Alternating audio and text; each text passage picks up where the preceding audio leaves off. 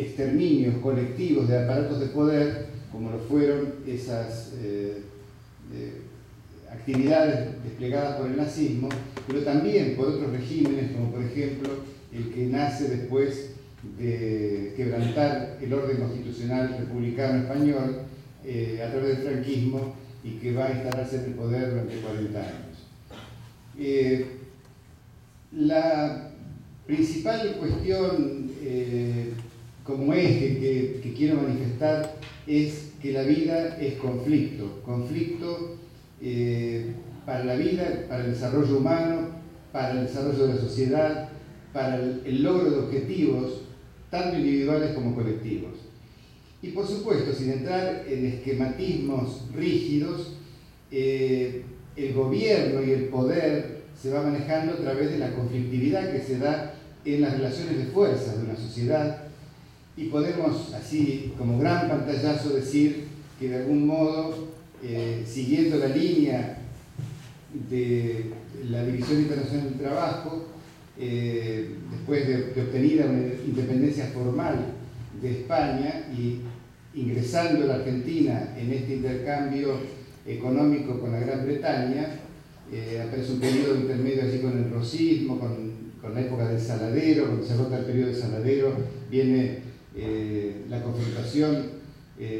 encabezada por Urquiza, pero luego se consolida el régimen a través del mitrismo y las secuelas del mitrismo y la continuidad a través de Roca, con el exterminio también a través de la conquista del desierto de los pueblos originarios, para lograr una incorporación de grandes extensiones de tierra que son acumuladas fundamentalmente por los sectores que estaban ligados a él y a los militares que hicieron esas expediciones genocidas. Pero dentro de todo, ese periodo de la llamada generación del 80, la época en que se federaliza la ciudad de Buenos Aires, en el año 1880, después de la conquista del desierto, de Roca como ministro de guerra de Avellaneda, en el 79,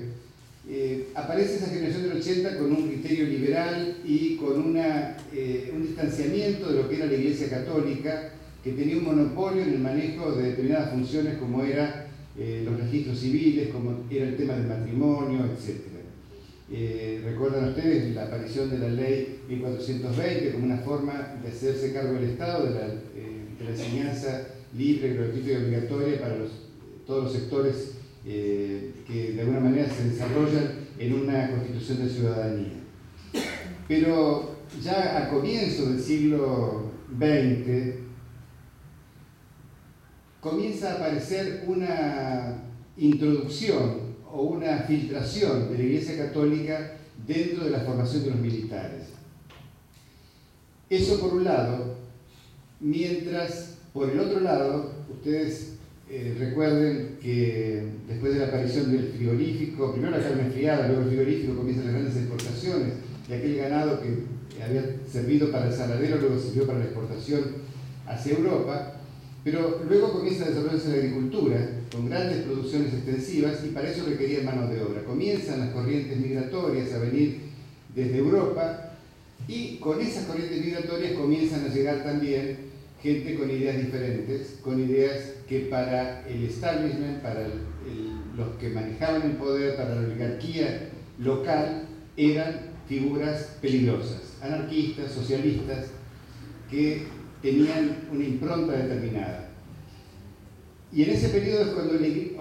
unas confluencias de la Iglesia acercándose a los militares por un lado y por otro lado la generación de una reacción y configuración de un otro diferente que tenía que ser discriminado, tenía que ser tratado como enemigo, tenía que ser expulsado. Aparece la ley de residencia con facultades para poder expulsar del país a todo ser peligroso, todo ser que no comulgara con esta idiosincrasia argentina, vacuna, bien de aquella oligarquía que llevaba la vaca, y la llevaban en serio, a París para tomar leche fresca cuando viajaban en sus grandes excursiones a Europa, cuando desarrollaban los grandes castillos que eran las estancias argentinas, o se hacían los grandes palacetes de la avenida Alvear. Pero en simultáneo con este desarrollo de la oligarquía argentina también aparece una apertura casi obligatoria a través de el proceso que va produciendo algunos quiebres, como fue la revolución del 90, que termina con el gobierno de Juárez Celman, que era concuñado de General Roca. Este cordobés es destituido, asume Pellegrini en el periodo de 2 años, y allí comienza a gestarse con la revolución del 90, la aparición del radicalismo, comienza a gestarse una apertura que se va a lograr con la ley Sáenz Peña, que habilita la posibilidad del voto para incorporar a sectores que hasta ese momento no participaban en la vida política, porque se digitaba a todas las designaciones en los cargos de manejo político del país. Y esto habilita el acceso de Hipólito Yrigoyen en la elección de 1916. Está el periodo de Yrigoyen hasta el 22, luego viene el gobierno de Alvear, no había reelección, y luego es reelecto abrumadoramente Yrigoyen en el año 28. Toda esta apertura, que podríamos analizarla en otras circunstancias, pero que significó el acceso de las clases medias, que tiene sus contradicciones profundas también, porque se dieron fusilamientos, fue la represión en la Patagonia, etc. Esta apertura, aún esa apertura que era limitada, era intolerable para los sectores dominantes, los sectores que manejaron los intereses centrales del país, que tienen que ver con la propiedad de la tierra, y que si habían cedido el arrendamiento a los inmigrantes era el solo efecto de tener manos de obra para que trabajaran la tierra. Y en ese periodo, como lo dije al comienzo, germinaban en Europa todas estas vertientes autoritarias, fascistas, corporativas, que apuntaban a un estado de élite gobernada por una clase de dirigentes que eran los perfectos, los impecables, los que tenían la verdad revelada y que no habilitaban a la chusma a que participara del gobierno y del manejo público, una participación que por otro lado era limitada porque, como ustedes saben,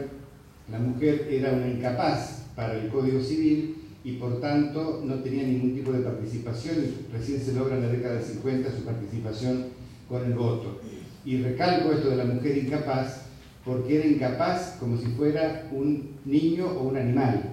La mujer, y en esto reivindico particularmente a obreras de Berisso que hicieron una huelga a principios del siglo XX, y que ellas dependían o tenían que confrontar con 3 factores. Por un lado, con el poder patronal; por otro lado, con los propios sindicalistas, hombres que manejaban el gremio, y también con los esposos, padres o hermanos, que eran los que administraban el dinero y que se quejaban por la falta de ingresos ante el paro y huelga que hicieron las mujeres, bastante olvidadas de esa huelga del principio del siglo XX.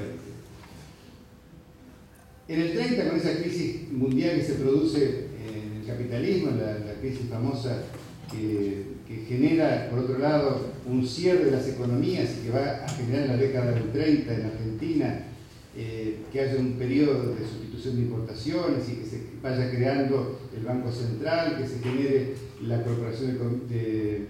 la CAP, la Junta Nacional de Granos, para poder hacer un manejo interno, y que también lleva luego al pacto que se va a hacer en el gobierno de Justo, el pacto famoso de Roca, que era el vicepresidente de Justo, con Runciman, que llevó a unas condiciones de degradación respecto a la defensa o mala defensa de los intereses argentinos. Pero el hito famoso que nos interesa hoy, 6 de septiembre, es el golpe de Estado de este dictador uriburu corporativista, el que marcha con el liceo militar por Buenos Aires y que llega aplaudido por las clases pitucas de Buenos Aires porque estaba destituyendo la chusma de Hipólito Yrigoyen. Chusma que luego acompaña en el entierro de Hipólito Yrigoyen masivamente, como en todas las manifestaciones populares se hace con los líderes populares. Pero este personaje nefasto, que en esta ciudad insólitamente todavía mantiene esta estatua y que habría que derribarla o poner la cabeza abajo, como se decía por parte de los compañeros hoy, como un símbolo de dar vuelta la historia, de cortar los símbolos, romper los símbolos, porque no pueden merecer ese estatus cuando fueron violadores de institucionalidad, violadores de derechos humanos esenciales, fueron fusiladores, fueron los que agraviaron la posibilidad de participación ciudadana a través de la participación democrática, y significó un salto y un retroceso para atrás enorme, que si bien no habilitó la consolidación del régimen corporativo que planteaba Uriburu y que luego con su cáncer y por la presión del sector más conservador y lúcido termina con la elección del año 32, después de haber anulado la elección en la que triunfa el radicalismo en el 31. Llega la elección del 32, asume Justo el gobierno y comienza la consolidación de ese periodo nefasto de la historia argentina, que fue la famosa década infame. Pero inaugura este dictador que fue avalado, y esto también lo destaco particularmente porque tiene que ver con una revisación que hay que hacer de la historia en relación a personajes como en este caso lo fue la Corte Suprema de Justicia de la Nación. La Corte Suprema de Justicia de la Nación avaló el golpe de Estado, legitimó el golpe de Estado, habló del hecho de fuerza consumado, y de esa manera personajes como lo digo particularmente, personajes que integraban esa corte de entonces, y también el Procurador General de la Nación, que se llamaba casualmente Horacio Rodríguez Larreta, no sé el parentesco que podría tener con el actual jefe de gabinete del gobierno de la Ciudad de Buenos Aires, pero creo que tienen un origen común, como también otros personajes que se repiten en la historia argentina, como fue Pinedo luego, como ministro de Economía, y algunos otros personajes como Santa Marina, que también jugó un rol muy importante, o Malacorto, otro gran estanciero de la zona de desarrollo, que fue ministro de Economía en la provincia de Buenos Aires, y que tiene que ver con el periodo en el que se instala este monumento a Uriburu, en el año 36, cuando gobernaba la provincia de Buenos Aires Fresco, que era un fascista consumado, el de Dios Patria Hogar, en la época de las policías bravas, en la que, como relataba un viejo dirigente conservador, esos sí que eran tiempos buenos, porque solamente los del partido podíamos llegar a los campos donde había remate, porque la policía controlaba de quién era del partido y quién no para llegar al remate que se realizaba. Y los demás eran excluidos, marginados, sacados del contexto de participación política, todo a partir de este momento simbólico, histórico, que tiene que ver con el golpe de Estado del 6 de septiembre. Y que tiene que ver, insisto, con lo que dije al comienzo, de la alianza de la cruz y la espada. La Iglesia que va a participar, a tener una incidencia fundamental. Se realiza el Congreso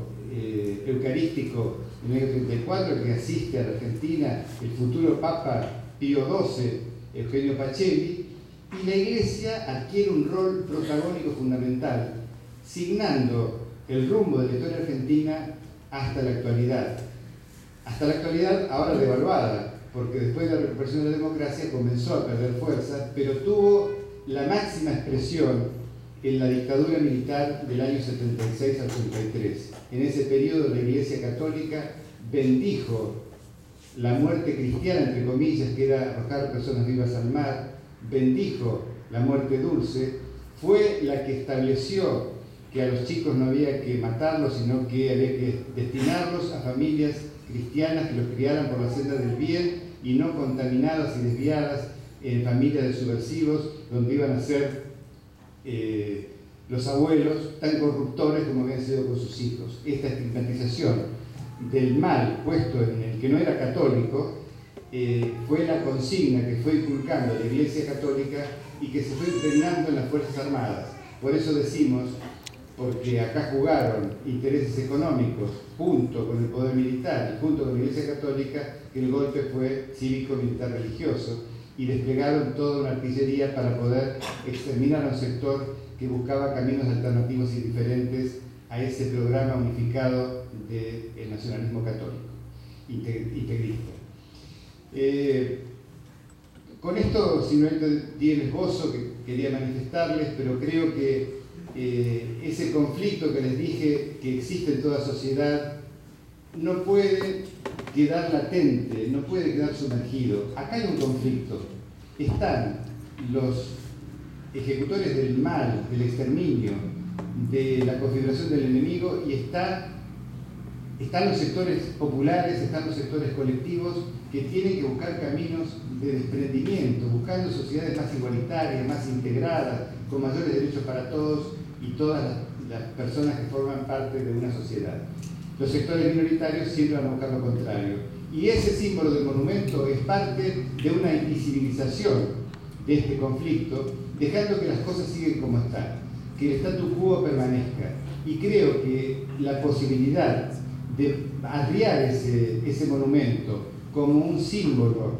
de opresión, de dictadura y de exterminio de los seres humanos y de los semejantes va a servir para consolidar este tipo de sociedad que estamos queriendo y buscando, más integrada, más igualitaria, más democrática, que en última instancia dé más derechos para todos y todas. Creo que